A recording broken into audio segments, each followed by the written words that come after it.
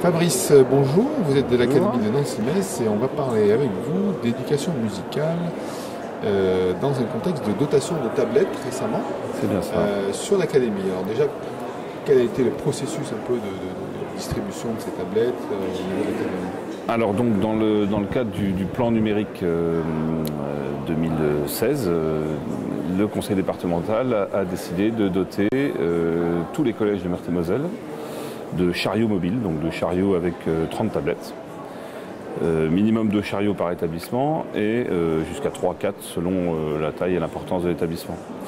Donc dans le même temps, il y a eu tout un travail technique puisque ces chariots sont livrés chacun avec 3 bornes Wi-Fi. Donc il y a eu tout un travail entre les principaux, le conseil départemental, les enseignants concernés pour la disposition de ces bornes qui sont donc en fixe, hein, qui permettent de diffuser donc 2 réseaux. Et ensuite, la livraison des chariots en eux-mêmes. Et le deuxième travail de partenariat s'est fait avec la DAN de Nancy-Metz, donc qui a travaillé sur le master qui serait intégré dans ces tablettes. En fait, plein d'applications qui peuvent être utilisées par plusieurs disciplines. Là, on va se concentrer sur les applications propres à l'éducation musicale, voilà, que vous avez testées au préalable. Qu'on a testé. Donc des applications, oui, effectivement transversales, des choses utilisables par toutes les disciplines, des exemples, Padlet par exemple, pour le tableau, comme un tableau intervention de façon scolaire, voilà. Traitement de texte, oui, lecteur de flashcode, voilà, des applications d'évaluation Socratif par exemple qui étaient installées d'origine. Ces tablettes ne sont pas bridées, donc on peut installer dessus ce que l'on veut, sachant que de toute façon elles restent au collège.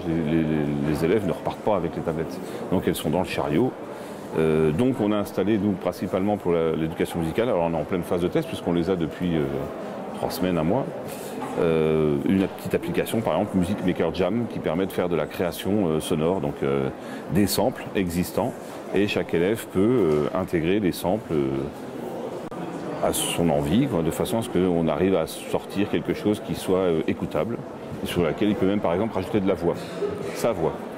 Ça doit remporter un certain succès. Ça remporte un certain succès, un très grand succès, surtout dans le travail de création. Bon, si on prend un exemple, j'ai travaillé dernièrement sur le rap, donc l'histoire du rap, et j'ai proposé à mes élèves de créer un rap. Alors créer un rap, quand on n'a pas les paroles, oui, on peut trouver 4, 5, 6 phrases, 10 phrases avec quelques rimes, c'est faisable. Par contre, la musique, jusqu'à maintenant, c'est moi qui l'avais composée, puis je leur disais, voilà, la base c'est ça. Depuis les tablettes, donc depuis 3 semaines, la musique c'est vous. Et cette petite application permet de créer jusqu'à 6-7 voix différentes, batterie, basse, guitare, effets, clavier, et on garde une piste où ils vont pouvoir, grâce au micro de la tablette, enregistrer leurs fameuses 7-8 phrases, ce qui les oblige à travailler sur le débit des paroles, le tempo, les choses comme ça. Ça met vraiment en valeur, c'est son travail, quoi, c'est un vrai travail personnel. Plus généralement, donc, au niveau de l'éducation musicale, le numérique apporte quand même un gros plus pour un enseignant. Oui. Oui, bon, c'est vrai que la tablette c'est nouveau. Le numérique dans l'éducation musicale, c'est quand même, voilà, aujourd'hui et depuis 15 ou 20 ans de toute façon, les ordinateurs dans les salles d'éducation musicale, voilà, les logiciels qui sont des incontournables, enfin, et qui du coup deviennent un peu plus passés. C'est-à-dire, il y a quelques 10 ou 15 ans, tout le monde avait un logiciel comme Cubase dans sa salle et travaillait sur l'accompagnement. Aujourd'hui, une tablette, voilà, on n'est pas obligé d'aller dans un... Ça reste quand même un gros logiciel utilisé de façon professionnelle. Moi j'utilise toujours Cubase parce que j'ai appris avec ça et accompagner mes gamins, j'aime bien avec Cubase. On a tous un vidéoprojecteur, tous un ordinateur. On a dans nos programmes le fait d'enregistrer, de créer, de faire de la création sonore et d'enregistrer nos élèves. Donc on a effectivement toujours le numérique avec nous, un micro dans chaque salle d'éducation musicale, il y en a un. Voilà, ça fait partie. Et on se sert de plus en plus, alors soit des tablettes maintenant, mais moi j'avais demandé à mes élèves d'utiliser leur propre matériel, enfin entre guillemets, smartphone entre autres, de façon, quand on fait de la création, à aller enregistrer dans le collège des bruits d'escalier, de sonnerie, restaurants scolaires, choses comme ça. Donc effectivement, la tablette va pouvoir peut-être résumer tout ça. On n'a plus besoin d'amener d'utiliser son propre smartphone parce qu'il faut repasser par un ordinateur pour récupérer. Là, toute la tablette, tout est dedans, quoi. Et on intègre facilement ensuite le fait d'aller déposer sur l'environnement de travail, un simple clic et hop, on dépose le travail fourni, quoi. En matière d'application, est-ce que Android comme iOS, hein, il y a pléthore d'applications dédiées, alors à la musique certainement, mais dédiées qui peuvent être utilisées en classe? Vous avez recensé tout ça? On a commencé. Parce qu'il y a effectivement énormément de choses, et des choses qui sont plus ou moins utilisables en classe. Des petites applications pour créer son propre rap, par exemple, ça existe. J'ai commencé à tester. Vous enregistrez une phrase et puis vous n'avez même plus rien à faire. D'ailleurs, ça s'intègre façon rap actuelle. Bon, ça fait comme ça. Mais ça relève quasiment plus du jeu. On dit une phrase et ça joue. Pédagogiquement, ça reste assez limité. C'est vrai que on est un peu limité encore. Les gens qui ont parlé du numérique tout à l'heure sur ordinateur, salle multimédia, tout le monde connaît et utilise Audacity chez les professeurs d'éducation musicale. Moi, pour l'instant, sous une tablette Android, j'ai rien trouvé qui me permettait de faire la même chose, quoi. Donc intégrer des pistes audio déjà existantes, pour l'instant sur tablette, j'ai pas vu. Pas facilement. Donc il y a quand même beaucoup de travail. Il y a énormément de choses, effectivement. Donc du coup, il va falloir faire un sacré tri.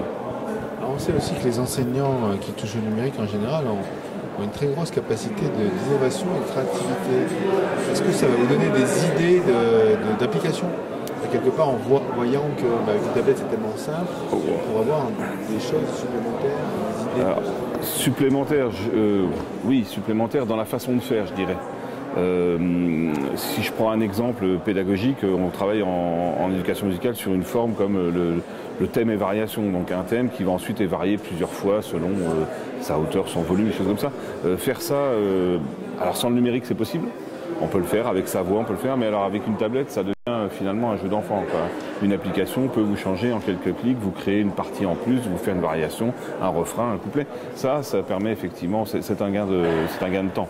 Et je pense que c'est transposable immédiatement, c'est-à-dire que l'élève comprend tout de suite là où on va. On part d'un thème, on vous fait une variation, vous voyez, quand on l'explique, quand on le fait soi-même, le numérique est quand même là-dessus quelque chose d'assez intéressant. Oui.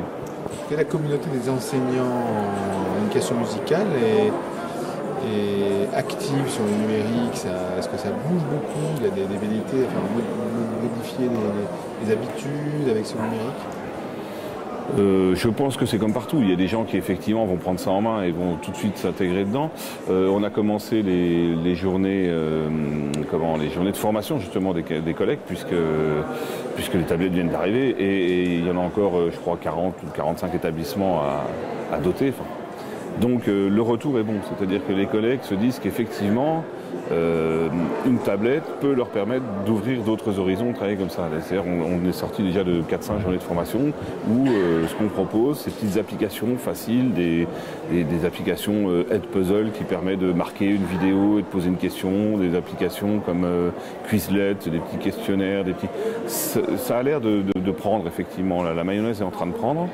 Donc après, c'est peut-être comme la salle multimédia il y a 15 ans dans les établissements. Au début, chacun se demandait, puis à la fin, c'était difficile de l'avoir pour une heure.